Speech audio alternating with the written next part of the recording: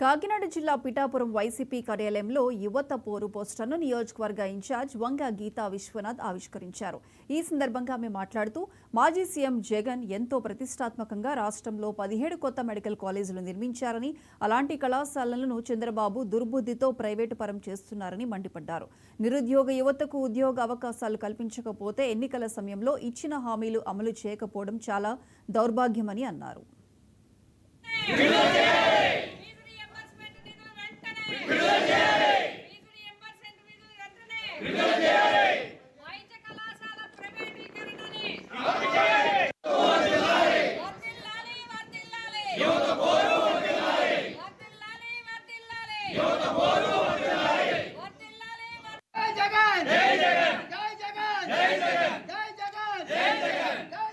Pension తప్ప మిగతా అన్నిటికీ కూడా మరి 9 నెలల్లో ఎవ్వరికీ కూడా ఏ పథకం కూడా అమలు చేయని పరిస్థితులు ఉన్నాయి.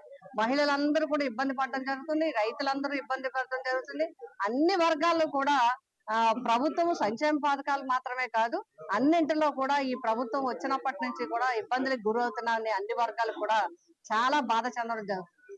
ముఖ్యంగా చదువుకునే విద్యార్థులందరికీ కూడా ఫీజు రియంబర్స్మెంట్ విషయంలో గానీ, అమ్మఒడి విషయంలో గానీ, అదే విధంగా ప్రైవేట్ కాలేజీలు మెడికల్ కాలేజీలు ప్రైవేటీకరణ చేయడం గానీ, అదే విధంగా నిరుద్యోగ వృత్తి ఇస్తామని చెప్పడం గానీ, ఉద్యోగ అవకాశాలు కల్పిస్తామనడానికి మరి డిఎస్సి ప్రకటిస్తామని, అదే విధంగా ఇతర కంపెనీస్ లో ముఖ్యంగా సాఫ్ట్వేర్ రంగంలో లక్షలాది ఉద్యోగాలు ఇస్తామని చెప్పి మాటలు చెప్పారు తప్ప ఇప్పటి వరకు అమలు కాలేదు. అందుచేతనే వైఎస్ఆర్సీపీ పార్టీ దీన్ని బాధ్యతాయుతంగా చూసుకుని వారి వెన్నంటి నిలబడాలని, వారికి తోడుగా ఉండాలని, వారి వాయసుని మనమందరూ కూడా బలపరచాలని చెప్పి జగన్మోహన్ రెడ్డి గారు నిర్ణయించడం జరిగింది.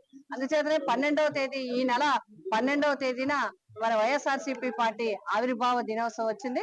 రాష్ట్ర వ్యాప్తంగా శ్రేణులందరూ కూడా వైఎస్ఆర్సీపీ శ్రేణులందరూ కూడా ఈ ఆవిర్భావ దినోత్సవాన్ని జరుపుకోవాలని, ఆ రోజు అందరూ కలుసుకోవాలని కూడా నిర్ణయించుకోవడం జరిగింది.